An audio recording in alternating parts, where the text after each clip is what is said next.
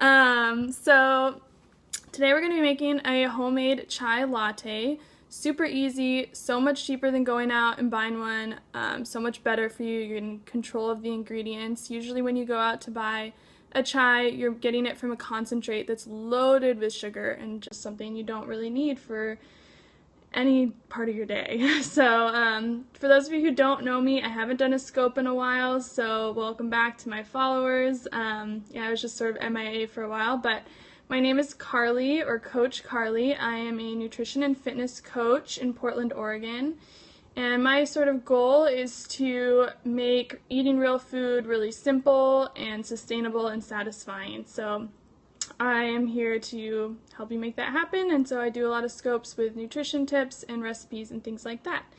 So we will go ahead and get started with this homemade chai latte, and feel free to ask questions as we go, and don't forget to tap the screen for some hearts and swipe over and share with your Twitter followers or your followers here on Periscope. I'd really love to get some more people on here. So first things first, I'm going to boil water since you need that.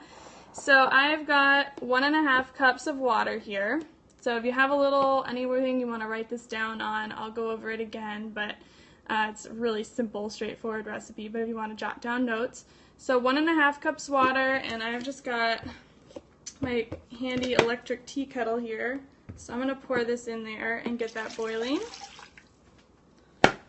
Out of sight. Welcome to everyone who's hopping on or making a homemade chai latte. So I've got 1.5 cups of water in my electric kettle. That's on, and we'll start boiling here momentarily.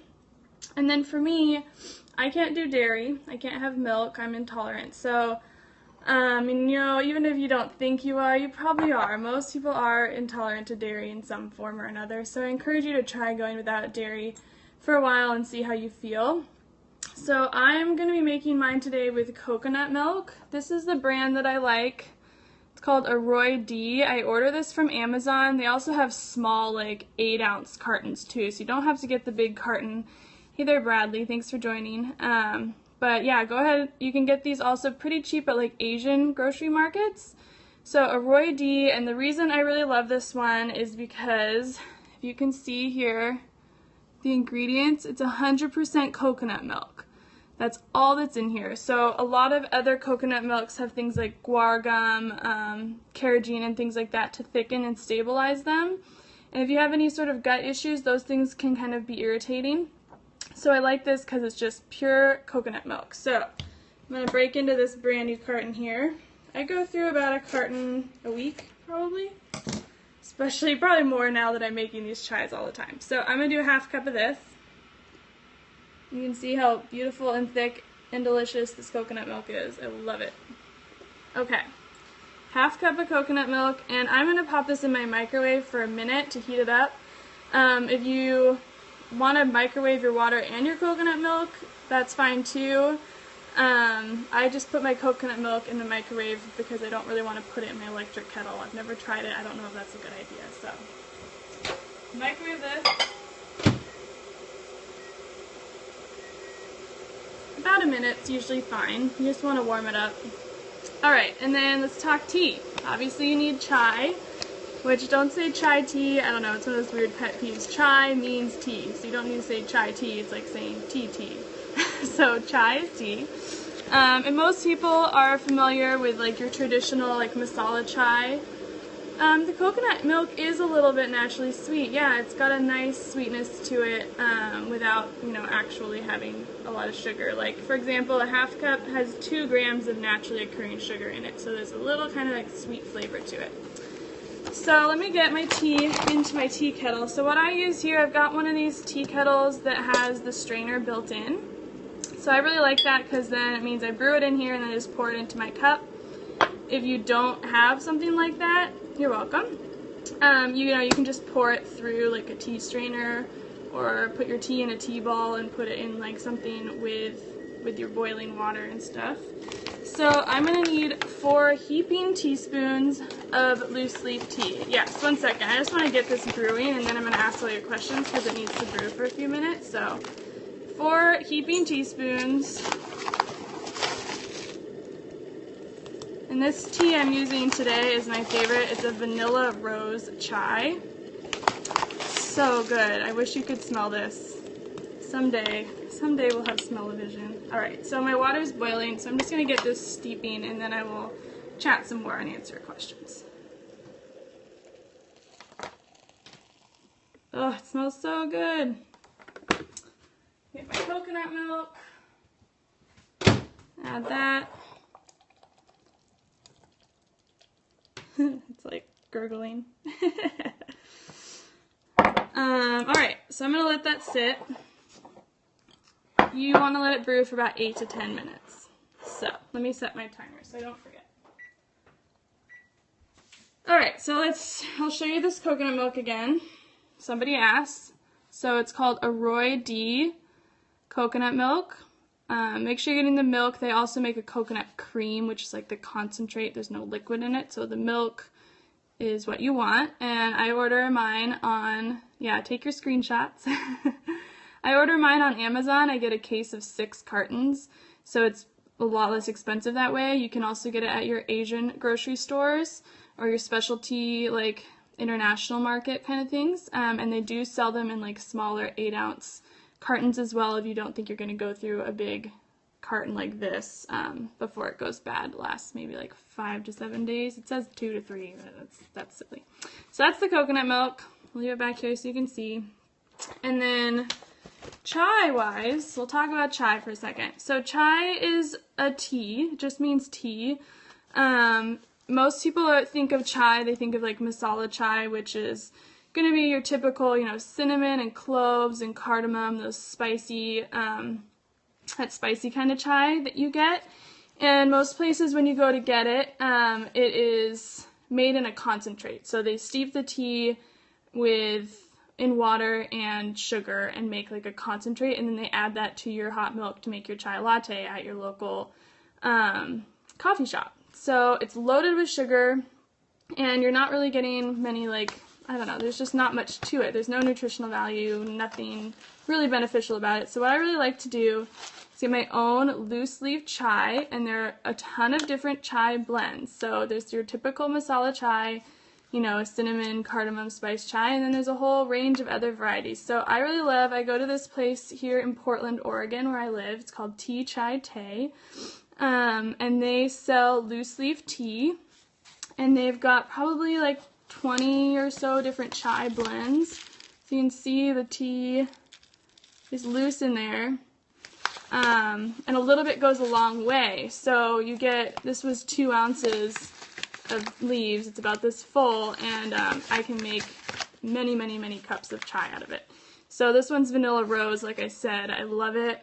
It's got that vanilla smell, and then it's got like rose petals and the cardamom pods in there. So you're still getting all those like nice spices, but it's got this really special flavor. So that's what I'm using tea-wise. So when your tea is steeping, and just to go over the measurements again one more time, I had 1.5 cups of water that I brought to a boil, and a 1/2 cup of coconut milk that I heated in the microwave for a minute. And then I poured that into my little tea kettle here with 4 heaping teaspoons of loose leaf chai tea. Chai, see, I just did it. You're welcome. Thanks for popping on and watching. Definitely share this if you know anyone that's like maybe a little bit of a pumpkin spice latte addict or a chai addict. You know, those things are so delicious. I am obsessed with tea. Like, as soon as it hits September, I'm like, give me the tea, even though it's like 75 degrees here in Portland in mid-October, which I like can't really get over. It's really weird. But I love my tea, and I love my chai lattes, and making them at home, you get to control the ingredients. It's cheaper, and it's so much better for you. There's so much sugar in those lattes. So if you do this yourself, I will add maybe 1/2 teaspoon of honey to this finished thing, which is 2 cups, like a 16-ounce cup of chai. Thank you for the hearts. Really appreciate it. So I've still got 5 minutes left on here, so I don't know if you guys have any more questions. I'm gonna grab a spoon really fast. Just want to make sure this is steeping in here well. That coconut milk was like super thick this time. You see it. It's like yogurt. So I'm just stirring this around in here a little bit. I want to make sure that the leaves are saturated. Alright, no more questions, guys?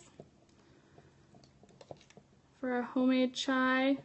Hey Maria, you're just catching kind of the tail end. We're making a homemade chai latte today, dairy-free with coconut milk. Here's the coconut milk I use again. Hello, just so you guys can see it one more time. A Roy D coconut milk, nothing added to it, just 100% pure coconut milk. And that's my favorite, and I get it on Amazon or at Asian markets. So 1.5 cups water, 1/2 cup of coconut milk heated, and 4 heaping teaspoons of loose leaf chai. Yeah, it's amazingly creamy. I love it. It's better than any other coconut milk out there, I think. So yeah, and then you pour the hot water and the hot coconut milk over your 4 heaping teaspoons of loose leaf chai and let it steep for 8 to 10 minutes. Nope, nothing at all. I can show you. 100% coconut milk. Yeah. I can't do any gums with my SIBO, my intestinal stuff going on, so I have to avoid, like, I can't even get, like, you know, pre-made almond milk, which I know, Maria, you're not a fan of anyway, and I drank too much of it, and so it's kind of been good to get me, like, off of my almond milk habit, because, you know, even when you go to, like, the coffee shop and get something made with almond milk, usually that's original almond milk, which is still sweetened, so you're still getting quite a bit of sugar, even though you think, like, it's, you know, it's regular almond milk, there's still sugar in it. So you guys, you just always need to be careful of, like, what's in your food and be a little bit of a detective about it and not just assume that other people are looking out for you. Yeah, I know you're not a fan. I remember your scopes about it. You're welcome. Yeah, and like I said at the beginning of the scope, I suspect most people are intolerant to dairy. It's just really easy to fool ourselves into thinking that we're not, because I understand it's really delicious. Like, I always suspected dairy was an issue for me, but I love ice cream and I love cheese, and I was just like, I'll not drink milk, but I'll have cheese on occasion, and I'll cut it out for a little while, and then it would kind of like work its way back into my diet. And so finally I got a food to allergy test done and found out I was truly intolerant, not to lactose necessarily. Most people assume lactose intolerance, which is the sugar in dairy. I'm actually intolerant to the proteins, whey and casein. So I can't even do like lactose-free dairy, you know, like lactose-free yogurt or something like that, because it's actual proteins in dairy. And once I cut it out for 2 months per my naturopath's instructions. And I had eczema my entire life growing up. Rashes on my hands and my arms, gone. I haven't had one since. It's been about 1.5 years since I cut out dairy.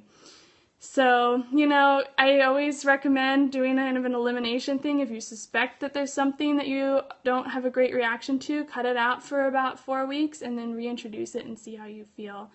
That's really the only way to really know. Yeah, amazing outcome, like my whole life. And, you know, it's so funny because, you know, I love that we're getting to a place with approaching these sort of issues with nutrition, because my whole life doctors prescribed me all these like high cortisone dose creams for my hands to help me stop itching them, because I was a kid, I didn't know any better, and I just scratch. I'd chew on my fingers in my sleep because they itch so much. Oh, thank you. And, you know, diet was never discussed, and look at this, like 29 years old, and I finally get dairy out of my diet and learn what it was doing for me. So, my timer's going off, my latte's done, so let me grab a cup.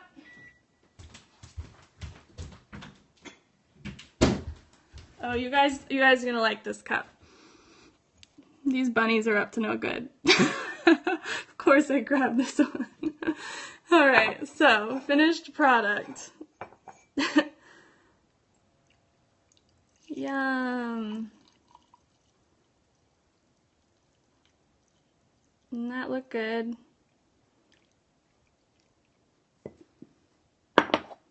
Yeah. Here's my Bad Bunnies mug. So you can kind of see, it's hard for me to like tilt this for you guys without it spilling, but Got a great big mug of chai. I can drink it all to myself. Like I said, I'll probably add maybe half a teaspoon of honey, like a tiny little drizzle in the bottom of my cup is what I usually do. You could do a few drops of stevia, natural stevia, if you want to keep it low carb and keep the sugar out. You don't even need to add sweetener. Honestly, I think it's perfectly sweet enough without anything added to it. So, I think there was a question earlier about whether or not I miss dairy. I miss cheese. That's hard. That's a hard thing to mimic. Like, I don't miss milk, and I found, great alternatives for ice cream that are dairy-free. Cheese is a little harder to do, but honestly, for me, having suffered with those rashes and skin issues for 25 plus years of my life, like, I miss it, but it's not worth it to me to eat it. And, like, I will have a bite of cheese every now and then when I'm, like, really, like, it's really an occasion where I feel like I really want it. Like, it's a really good manchego at a Spanish restaurant, and I'll have a bite, and it's okay. I'm not going to die. But I'm not going to be eating cheese or reintroducing dairy back into my diet. It's just not worth it. So, you have to find that balance for you. You hear about paleo and cutting out certain things, and it's going to be hard for you to do that if you don't see the value in it. So you need to understand how it affects your body, cut it out for a month, and then see how you feel adding it back in, and be really honest with yourself about it. And if it's, not bettering your life and your moods and your energy levels and your digestion, then, just decide what's worth it to you, because I think health and vitality and all that is more worth it. So anyway, that's a little tangent, but I'm going to enjoy my homemade chai latte. Please share this, watch the rebroadcast. It will be posted on my Twitter. And yeah, I hope you enjoy. Ditch the Starbucks, ditch those expensive, sugary coffee shop drinks, and make your own. It's really good. Maybe I'll do a pumpkin latte scope here soon, because I know everybody's obsessed with those right now. So, all right, everyone, thanks so much for watching. Thank you. I will enjoy, and hopefully you can go make one yourself as well. All right, guys, thanks for watching. Bye.